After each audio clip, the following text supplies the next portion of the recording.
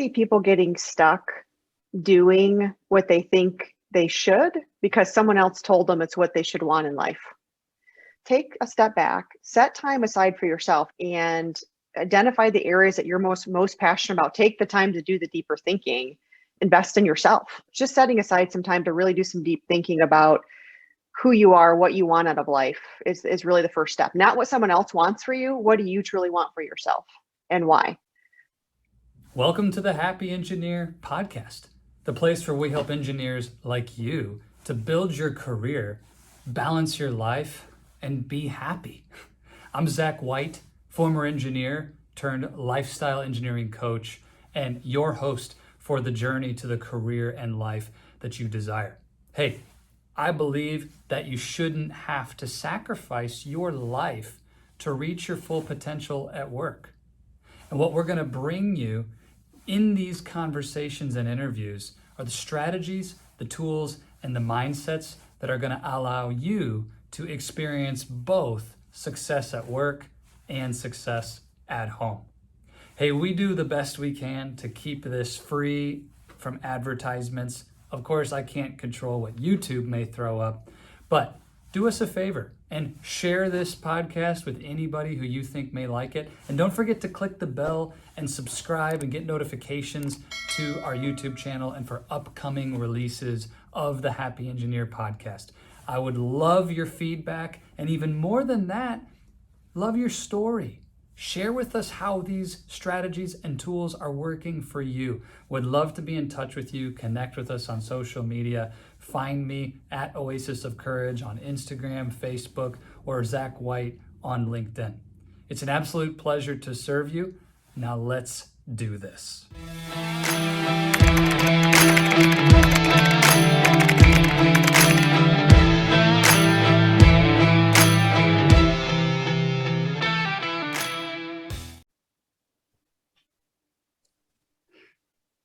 All right, welcome back, engineers. It is a pleasure to be with you today. I'm with one of my good friends and a colleague from my days back in the KitchenAid and Whirlpool organization, Tammy. You just heard all about her amazingly long and impressive bio in developing people and her career. Tammy, I can't thank you enough for making time to be with us today. It's awesome to have you here. My pleasure. Thank you for having me. So, of all the long lists of accolades on your resume, Tammy, take us back just to the point in your journey and your story where you really started to feel for the first time that deep love and connection to developing people. I mean, it's a thread that is woven throughout your entire career and life. It's so obvious when people hear from you and interact with you. You feel it right out of the gate. Where did that begin for Tammy? You know, it's something I've always enjoyed doing. It's just kind of wired into who I am. I love helping people succeed. I mean, that is for me one of my pleasures in life, whether it's friends, colleagues, it's just part of the nature of who I am. And I think for me personally, you know, what you don't see my background in my bio is education and my own investment, my personal development totally changed my life for the better. So both of my parents were high school dropouts. My father dropped out in 7th grade. He was illiterate, very smart man, but didn't have a formal education. My mother, this is a funny story. She dropped out in 11th grade, lied about her age, got a job with her friend when she was 17, got their own apartment and went to work in a factory. And she did realize a year later, hey, I probably should at least finish my high school degree. So she went back, she did finish, but she actually didn't even tell me that story until I graduated from college because she was embarrassed and didn't want me to know. So my parents really didn't get a formal education beyond middle school or high school, but they taught me incredible work ethic. And so for me, an education really transformed my life in being the first college graduate in my family, but then also taking that a step further and shifting from blue collar roots to transitioning into the white collar working world. Wow. Tammy, thanks for sharing that. That's a really, really interesting story. So you have generationally just done incredible things with that foundation, but tell us a little bit more. What was that like to be growing up in an environment where maybe you didn't have the legacy of all of my family, my parents, and my dad was a CEO, and that's why I'm a VP today. Yeah. You hear those stories, and yours is the opposite. Like, what was that like growing up for you? So first of all, I had a fantastic childhood, a lot of fun, a lot of love. We didn't have any money. We certainly made up for lots of love and family, right? So both of my parents are the 12th child in their family.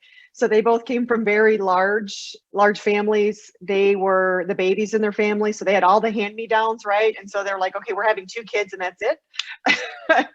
And so tons of fun in the holidays. But, I also saw my parents struggle a lot. They really struggled financially.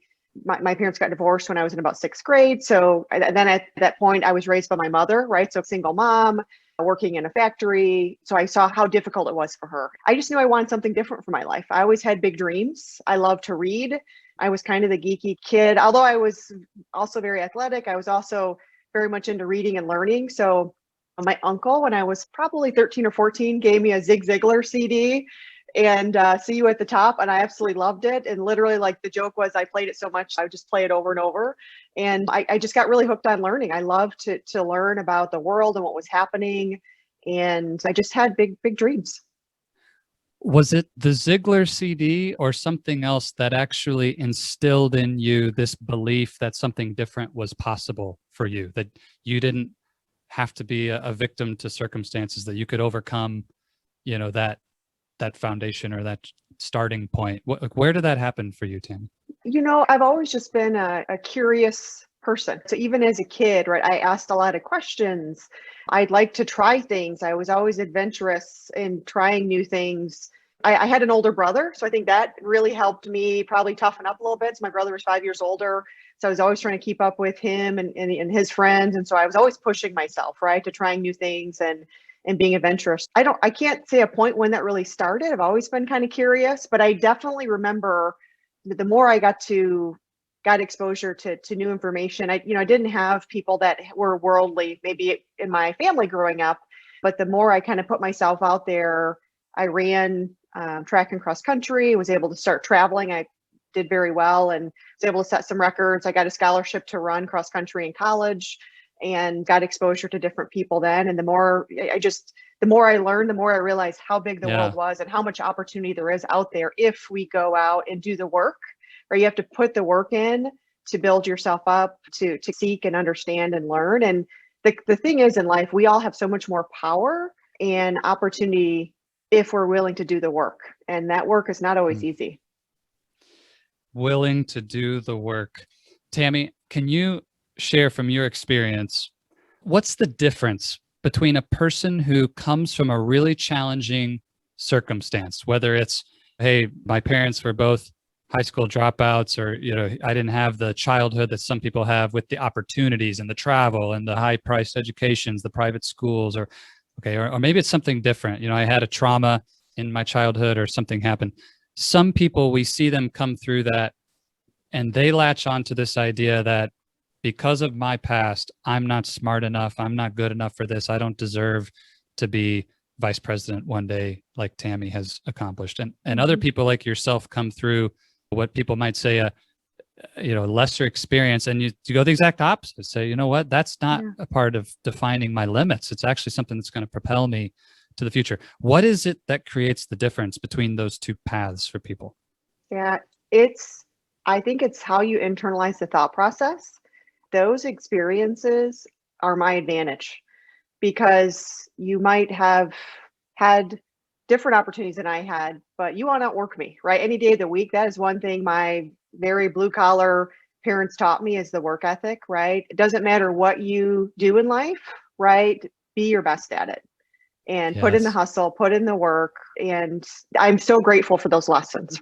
I think you have to look at your experiences as an advantage. So it's really the mindset and how you internalize. It's that story you tell yourself about what happened to your life. Are you going to tell yourself it's a disadvantage, or are you going to flip the script and say, this is an advantage, and how it's going to actually help propel me because I've had these experiences, I've had this adversity, and I'm going to use that to be my stepping stone to grow stronger, right? And have to struggle through something can make you stronger. Absolutely. That's so powerful. And for the engineer listening, we talk at Awaco all the time about the foundation of our mindset. And what I'm hearing from you, Tammy, is that mindset about what my past means in my life is the difference between being rocket fuel to go further or being an anchor that holds me back. So for the engineer listening, just take to heart what Tammy's sharing with you. It doesn't matter what that story is about your past. You can change that mindset and it can be an asset and an advantage. That's amazing. So Tammy, you're one of the greatest people developers I've ever hung out with. And for those listening, we go way back. Tammy and I spent some time together, but I want to do a little thought exercise with you. If you were sitting down to, coach and help an engineer who walked in, it's like your first meeting with this engineer, and they said, Tammy, I really want to grow my career. I really want to have these amazing results. What do I do? What's the kind of starting point for you when you think about the development of a person from a coaching and career perspective? What's your thought process about how to help someone get started into realizing their potential and getting new levels of results? How do you approach that from all your experience? So I would start with first, what do you want out of your life? What's most important to you at a human level, right? Because let's start there, right? Why do you want to grow and develop yourself? What is the life and the lifestyle you want to have and you want to create for yourself? That is kind of where I like to start the conversation. And then what are you willing to do to get that? What are you willing to do?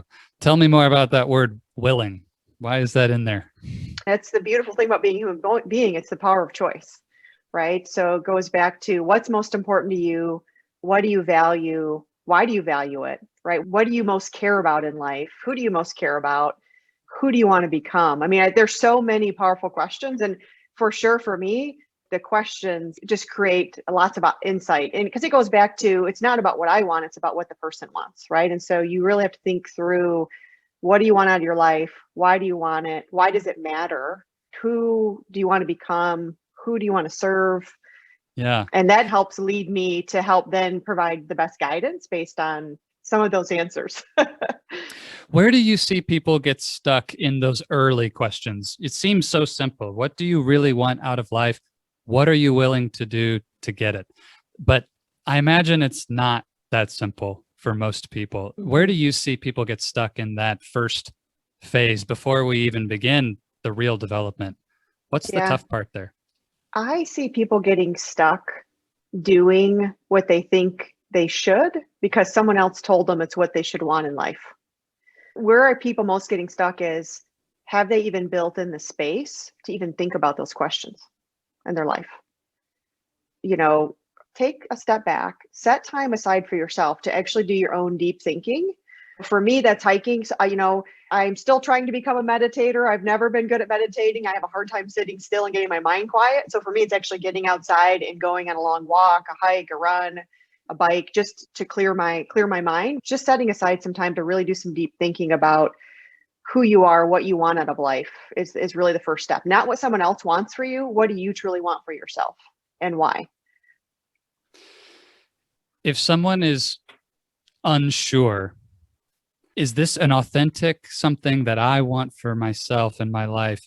Or am I still playing by an agenda of what I should do because of my parents or my boss or some other influence? How can I tell the difference, Tammy? What's that litmus test?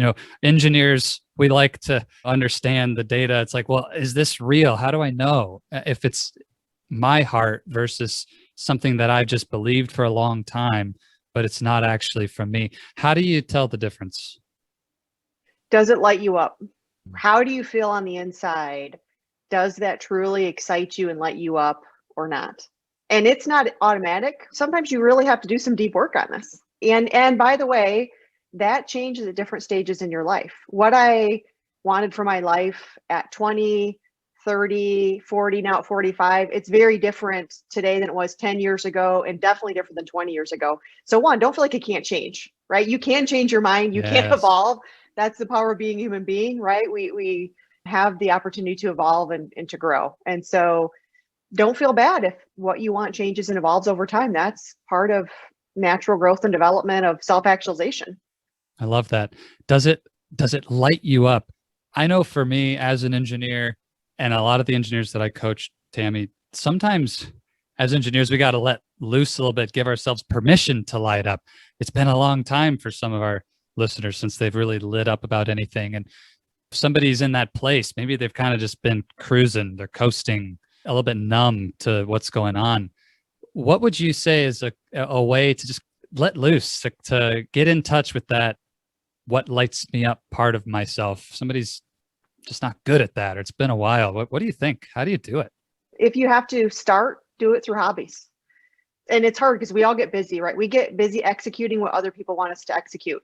Your inbox is someone else's agenda for you. Don't get stuck on your inbox. So stop. Say that again, please, because I agree 1,000%. And I do not want the engineer listening to miss this. Say that. Yeah. Your inbox is someone else's agenda for you. That's not your agenda. That's someone Woo! else asking you what you need to do. Preach it, Tammy. This is so important. So, I'm sorry. Keep going. Yeah. No. So I would say if you don't know where to start, what do you like to do just for yourself, just for fun, that does light you up, right? So that you can kind of get into that flow state. So whether it's fishing, hiking, maybe it's working on a project, woodwork, whatever that is for you, set aside some time where you can do that, because chances are those thoughts are going to naturally, kind of process and flow. And it's easy, right, to say like, I want to retire and be on vacation, but do you really, right? I love my work. I actually love to work. I'll probably never fully retire. And so it goes back to, if you're really doing what you love, it doesn't feel like work. You get into flow state. That doesn't mean there are aspects of it that are work, right? I have an inbox too, but at the same time, how do you make sure you structure and balance your day so you get to focus more on what you love and what brings you energy and helps you thrive? This is so awesome to hear from the chief HR officer of a multinational multi-billion dollar organization, permission engineer listening, to go enjoy your hobbies, to practice feeling that light up feeling. Because you've got to know yourself and what it feels like to be there, to then bring that to work and to connect that to your career. So make time for it. Tammy, thanks for giving us permission today to bring that in as part of our strategy for knowing ourselves. And a lot of people won't say that. And I love that. Honestly, happy, healthy engineers and individuals, they're better at what they do. You bring better innovation, better creativity to your work. And that's important. It's amazing. Back to your story a little bit, Tammy. Tell me and the listener, what was a point or a decision point in your journey that really demanded courage from you? This is the oasis of courage, and we talk about the role that fear plays in holding us back and how important courage is in our career and our life to create that happiness. And so just for you, what's that point, or a point, I'm sure there's many, where you had to step up with courage? Tell us about the situation and what that looked like for you. Probably a pivotal point for my life. I was newly married. I was pregnant. I had been working for a couple of years to try to get into Michigan State's Master's in HR program. And I was working full time. So I had to basically kind of make the decision to drive, 2 hours. So working full time, family. My company had just announced that they were going to be closing. So I work for an automotive manufacturing company in Grand Rapids. New mortgage, new marriage, new baby on the way, was able to finally get accepted into grad school, and had to make the long drive to Lansing from Grand Rapids, right? And it was hard because I was in my 20s, right? And I wanted to play and I wanted to travel, but I said, okay, I'm going to make the sacrifice now to go to one of the top programs in the country, make the drive, give up my vacation for a couple of years, give up family time to really invest in myself for my long-term future. I was excited about it though. Like I really wanted to grow and develop. So I was excited about it, but at the same time, it was a personal sacrifice at that point in my life. This idea of sacrificing some of the things you want now to invest in yourself for the future, is that a mindset that has been with you your whole life? And do you continue to do that today? Or is it something it's kind of a season, you do it once, but then you reap the rewards? Like how has that shown up for you? Yeah. So, probably since I was in my early 20s, I've had one or two areas I'm really trying to grow and develop on, and I'll just go deep in that. I get super interested in it and I focus where my energy and passion is. So like early in my 20s, I read every book on personal finance and investing there was, and realized, hey, compound interest, right? personal investment in yourself is like compound interest. So whether it's education, whether it's savings, but to really dive in, go deep, and achieve something meaningful, it creates a lasting positive effect on your life and a lasting positive return. And there's no better investment than in yourself, honestly. Your knowledge, the experiences, at any point, I've never regretted the trade-offs. If you can forgo the short-term pleasure for the long-term payoff, it's almost always there. You're the right person to ask this next question then, Tammy. Of the thousands of things that an engineer could go off and invest in for personal development, what are the handful of areas that you have seen consistently bring the best return on that investment and compound the best?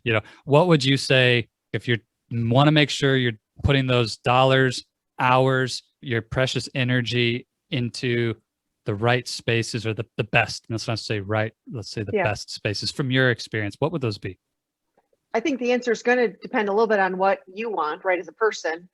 But your health is always a good investment. Eating well, sleeping well, taking care of your health, mental, physical health and well-being, always a good return on investment. Education, developing yourself through education, through continuous education, gaining new skills is always a good investment in yourself. Building your mind and again, mindset. I think reading, doing some work, journaling. For me, journaling's always been powerful, just to kind of process emotions, right? And really do the work to think, what do I really want out of life? And what do I need now? And don't be a victim. How am I going to be accountable to making a change? It's not someone else's job. It's not, your spouse's job, your boss's job, your company's job. You're most accountable for you. Your development matters most to you. So what are you personally doing to develop yourself? One thing I see a lot, Tammy, is putting myself first feels selfish. And engineers that I see, and a lot of folks have that mindset, like, oh, but I need to invest in my kids, or I really need to save for this other thing, or take care of my aging parents, or, there's all these other demands on our life. I got a mortgage to pay, I've got this and that. What would you say to that engineer who's struggling with the idea of putting $5,000 into themselves to develop a new skill, or to hire a coach, or putting $50,000 into an advanced degree if that's what they need to move forward, or it's just their passion and something they really want to do? Maybe they don't need it to continue in their career, but you just really want that. Some people love education. What would you say that mindset of like, well, I got to sacrifice for all these other things and not invest in myself? I would say picture your life out. Average person lives to about 85 years old. Picture yourself out at 85, reflecting back on your life. What are you going to regret more? At 85, I like to call this the rocking chair test. Now, for me, I'm shooting for, my grandmother lived to 104, so I'm personally shooting for 105 because I'm very competitive. No, and again, it's got to be a healthy 105, but picture your life out, right? When you're a grandparent, a great grandparent, and what's going to have mattered more to you. And sometimes if you're not willing to do it for yourself, think about what is the role model you want to be to your kids or your friends, right? If you're not willing to do it for yourself because you are a giving person, and I know what that feels like. I've struggled with that personally. I know that's hard, right? It does feel selfish sometimes, putting yourself first, but it's just like on the airlines, right? You put your oxygen mask on yourself first, because if you fall out, you can't help other people if you haven't been able to sustain your own health and well-being and invest in yourself. So you matter too. Be a good role model for that, of caring for yourself. I love that. Be a great role model of how you want them, those kids, those friends, those family members, how would you want them to treat themselves, and role model that. That's really powerful. Tammy, earlier you said these core questions to start with included getting clear on why you want these things that you're pursuing. If it's happiness, if it's career advancement and promotion, you want to be a CTO one day, whatever that might look like. Do you have a sense of purpose in your life that you'd be willing to share with us? Why are you so passionate about human development and helping people to step into their full potential and be at their best? What is your why? So My why personally, I mean, one, I really want to change my family tree. I have a son. He's 18. He's in his first year of college, which is super rewarding to see. And I want him to know he can pursue whatever he wants in life and go after that and thrive, whatever that is. So, one, it was wanting to change my family tree, which I've successfully done, which I'm very proud of, right? And now for me personally, I'm really driven by, I love, again, just out of the pleasure of like personal growth, personal development. I love to travel globally. I love to learn about other cultures. That's one of the things I love about the work that I get to do is I get to work with people all around the world, different cultures, languages, but at the heart of it, human beings are very similar in what we want, right, in life. We want to be happy.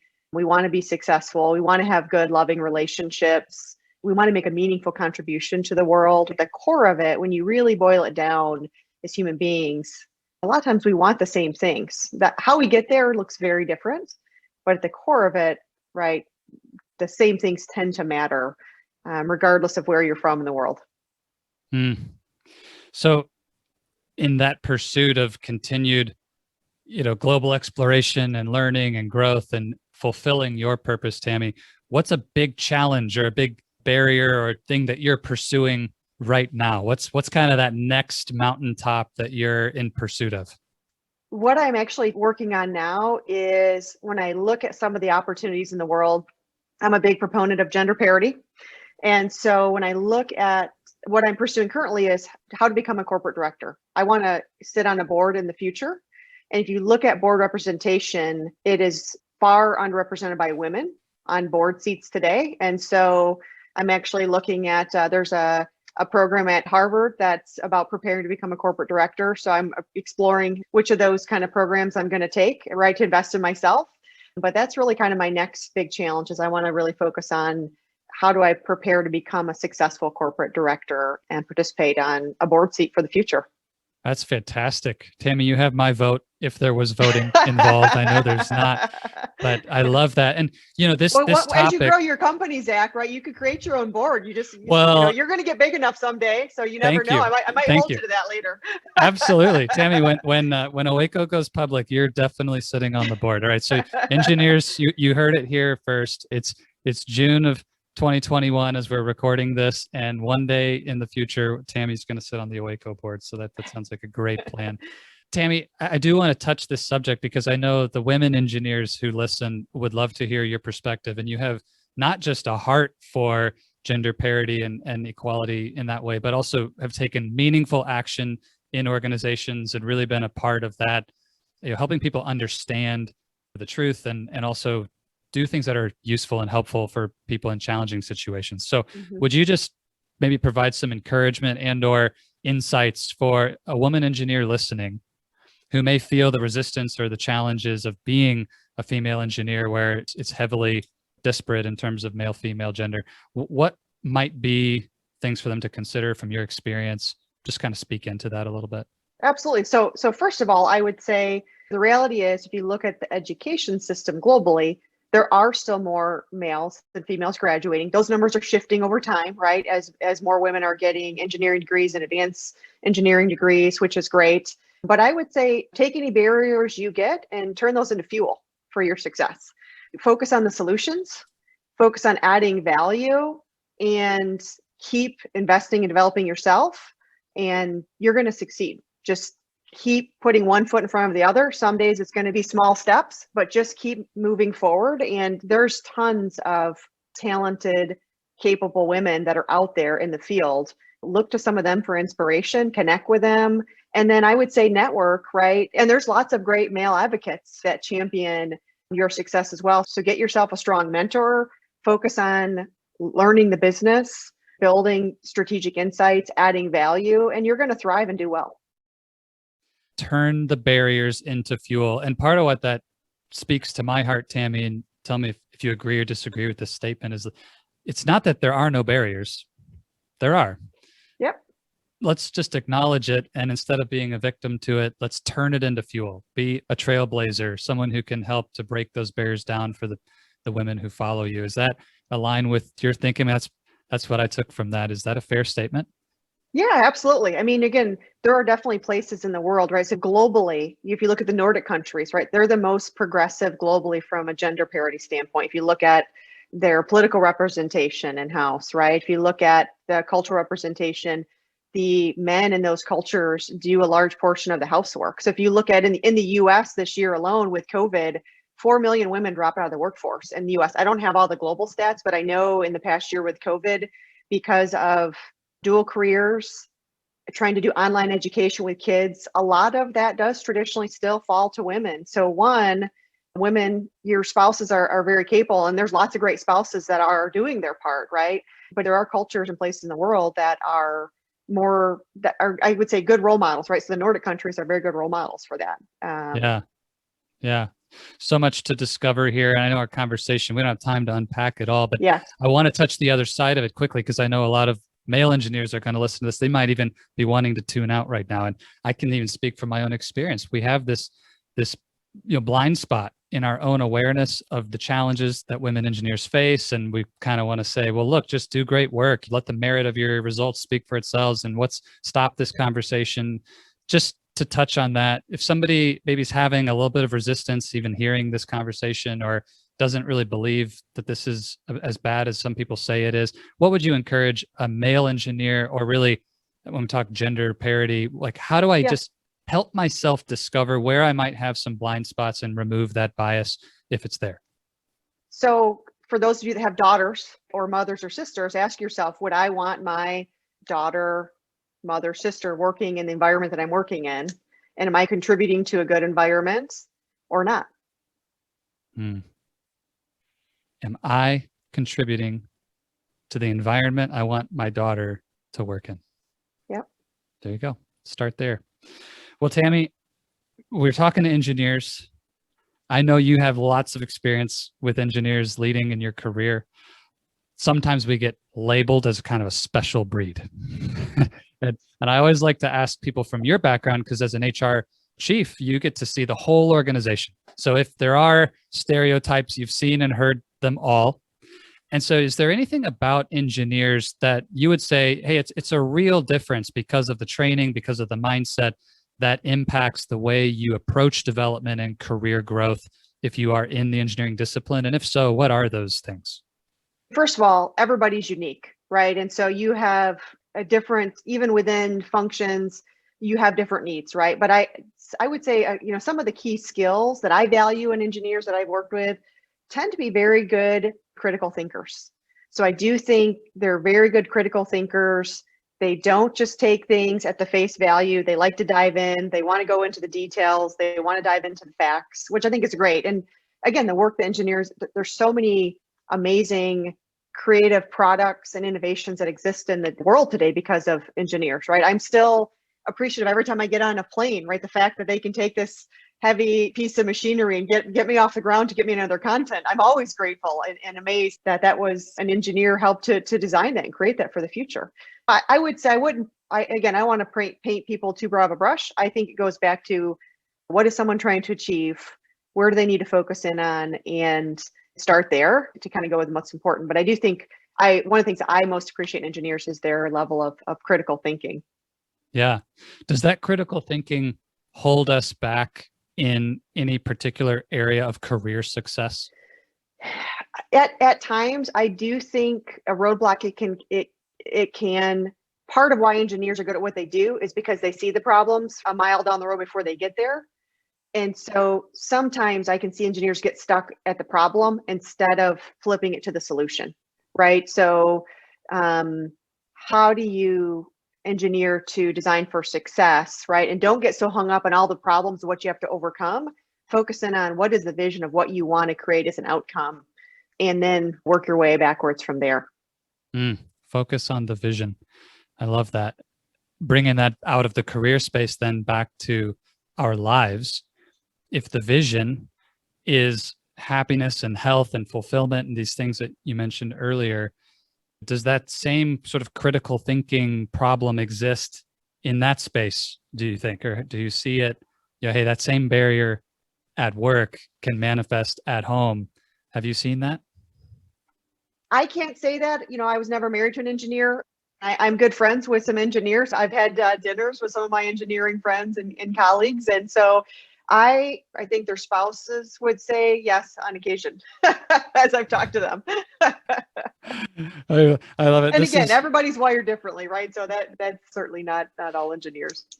Well, I really appreciate even just hearing your heart and mindset around these questions, Tammy, is to say, look, Zach, you're curious about these engineers, but the reality is each person is a unique individual, and there's no barrier within your mindset, your training, your schooling that is something that's not overcomable in your unique situation. And let's not burn too many calories in the general, but get specific about what it is that you want and what you're willing to do to get there. And so for the engineer listening, I think that's a really awesome takeaway. Sometimes we think of HR as painting with the broad brush. That's not the case here. It's, hey, what's going on at the individual levels?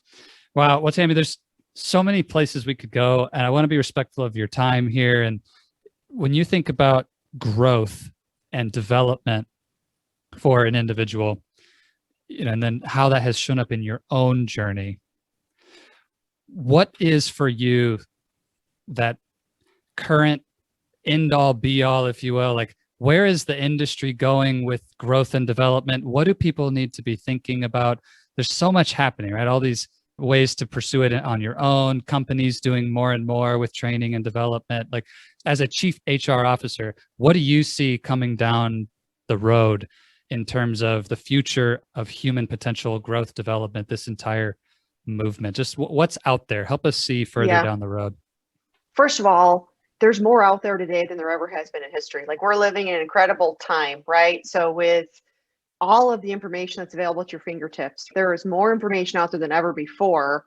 But at the same time, it can almost create overwhelm. Like, man, where do I even start? And so that's where, yes, companies are doing a lot, more and more, right, to help develop.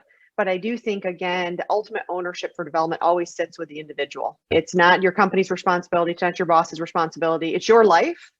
You're an adult. It's your responsibility. So I would say take advantage of all of the incredible technology that's out there and identify the areas that you're most passionate about. Take the time to do the deeper thinking and invest in yourself. Carve out time, built-in time, dedicated hours or even days every month to, you learn best when you do it in small micro bites, right? So kind of micro learning. So build in some times where you have some focused development days for yourself, right? And investing in yourself for the long term. And I do think that the trend is we're going to be seeing more and more is shifting online. So continuing to really invest in yourself, but getting comfortable with different forms of technology to really accelerate that learning. Awesome. But the future is always human. So, again, technology is good, but connect with other humans. Don't do it alone. That's so good. The future is always human. Well, Tammy, as we start stepping into that future, and I know there's so much exciting stuff on the horizon for you and your organization and otherwise, but I like to end the same way with all of our guests. You're a coach at heart as well, and that great questions, we want to ask great questions in our lives. The power of our questions can change the quality of our life through the answers that we create. And great engineering is similar. Questions lead, answers follow.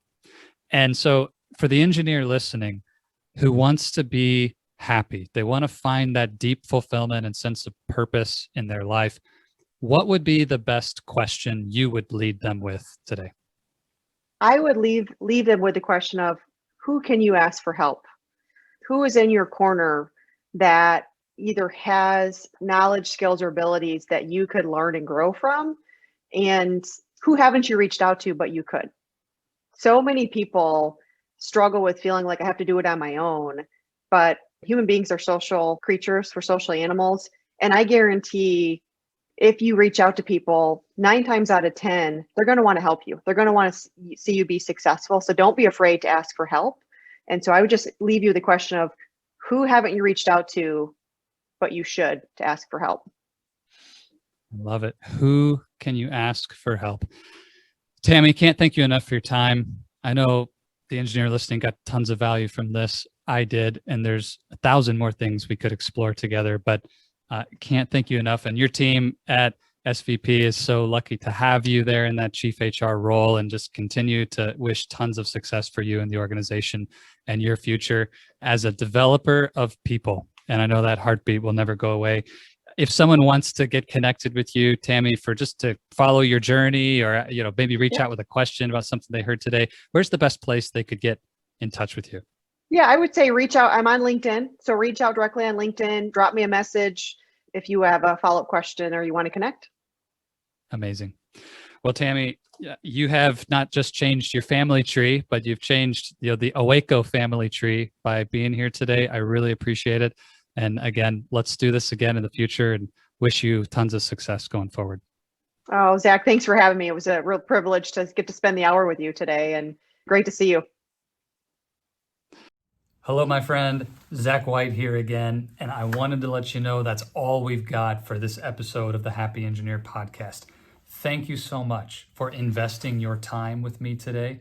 It is an absolute pleasure to be able to bring you this content.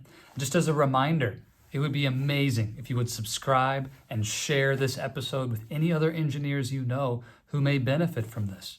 And if you're like me, I hope that you'll take some notes and, more importantly, take action.